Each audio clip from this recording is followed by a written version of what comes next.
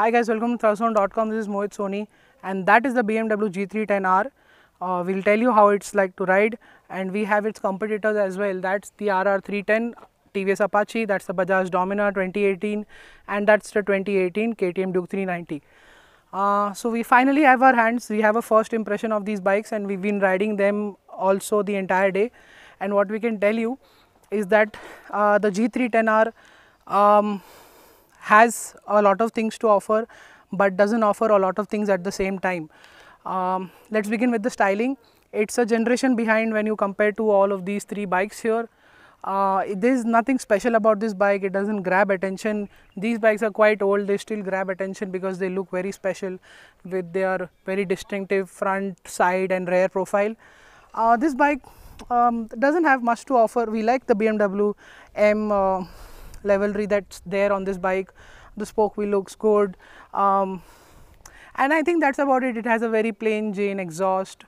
The meters are not that special, but the fit finish quality that is being talked about, that is spot on. There's no doubting that. That's a very simple cluster, doesn't have much to offer in terms of information over its rivals. What is it like to ride?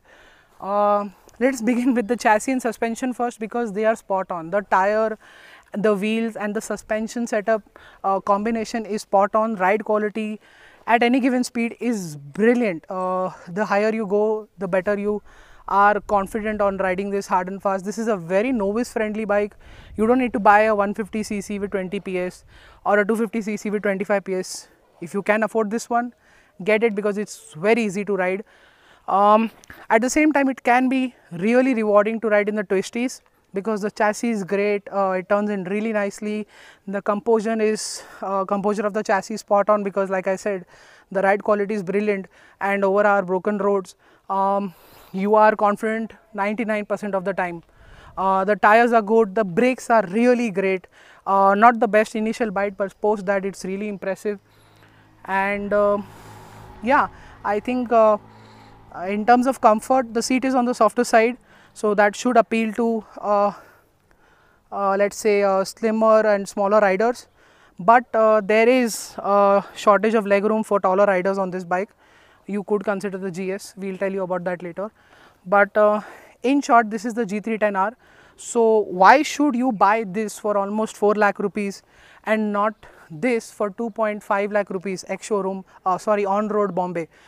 The RR310 is exact. Now we can tell you that the RR310 is exactly the same bike as the BMW G310R. It feels the same in terms of suspension, it feels the same in terms of tires, ride quality, comfort, ergonomics. What it offers is LED lights, projectors, DRLs, and a very beautiful looking design. A very highly loaded instrument cluster. You've seen our road test review and we've told you how well loaded that instrument cluster is. It has a design that is really impressive. It has a fairing, so that should appeal to a larger audience, and this LED tail light looks really impressive as well. Why should I don't know, why would you not pick the RR310 over the G310R? It's a better bike. It has the best value for money proposition right now. Should you buy the Bajaj Dominar over the G310R? Possibly yes, because it retails around 1.8 lakhs on road in Bombay, and it's a pretty impressive motorcycle. Be it drag strip performance or rideability in the city, it is on par with the BMW G310R. It feels like a bigger bike, and it has a good quality, and the vibrations are almost on the same level or slightly less than the the BMW twins here. The Dominar comes as a great package. LED lights, you get these colored wheels, ABS is standard, there is clipper clutch, and the LED taillights at the front are brilliant. You get a lot of paint schemes on offer that makes this bike look really impressive. Definitely you should consider Dominar over at least the G310R, because it offers roadster performance in a cruiser form. But the ultimate bike here which the G310R wants to compare with. It's the Duke 390. It has even more stuff than the Dominar. It is expensive, but the ride and handling is brilliant. The suspension is spot on. There is now comfort, this comfortable ergonomics on this bike. The suspension is pliant over our broken roads. It's not harsh anymore. The engine doesn't heat that much. It's a so much more refined package over the old 390. It's still so much better than these two BMW twins here.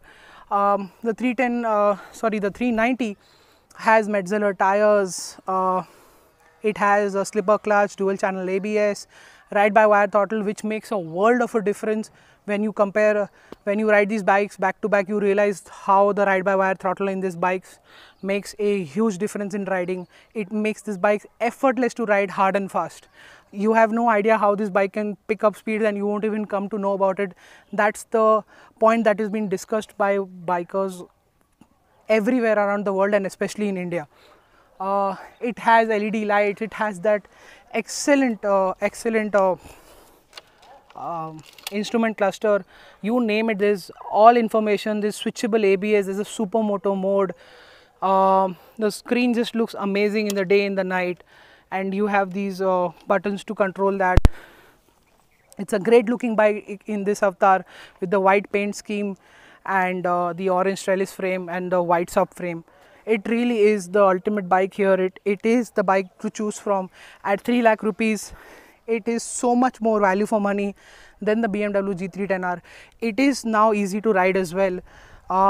If you say, I want to buy the BMW G310R because I don't like that extra power, we suggest you go for the Dominar.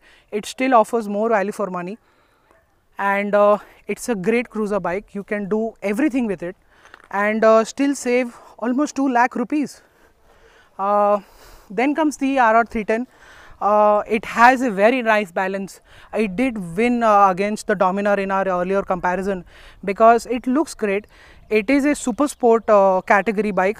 Based on that bike itself, it comes out to be a fantastic package, but yet again it doesn't have that power that the 390 has, and that power is only available for 35 to 40,000 rupees more.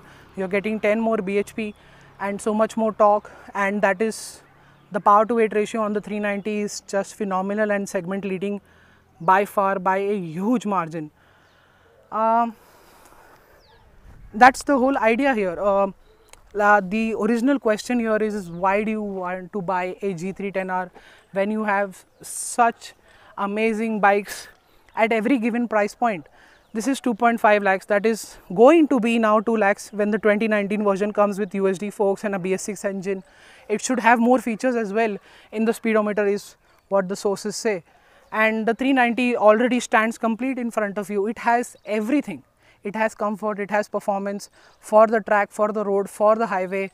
It is safe, it is fun to ride. We don't know why would you choose the G310R over the 390, but there is a reason why you would choose the G310R, and that is quite simply because of this. Would you pay a higher price for the BMW G310R when there is the Apache RR310, which offers identical performance and more value for money? Then there is the Dominar, which saves you 2 lakh rupees and aces the G310R, and then there is the Duke 390, which is far more superior than the G310R and still saves you 1 lakh rupees. I think you would pay that 1.5 lakh rupee premium for that badge, that BMW badge, which now gets you exclusivity. It will be interesting to see in the future who pays the actual price. Is it the customer who's going to come into the showrooms and buy this bike in bulk, or is it going to be BMW who's going to pay a price for this pricing strategy? We'll only find out when how the days progress ahead. But for now, the Duke 390 is the clear winner of this test. The Dominar is really good. The Apache RR310 is here to make sure you get an affordable G310R. And that is it. Thank you so much for watching. Subscribe to our channel. We'll do a video in Hindi and English, and follow us on social media. Stay tuned, subscribe to our channel. Thank you so much for watching, and goodbye.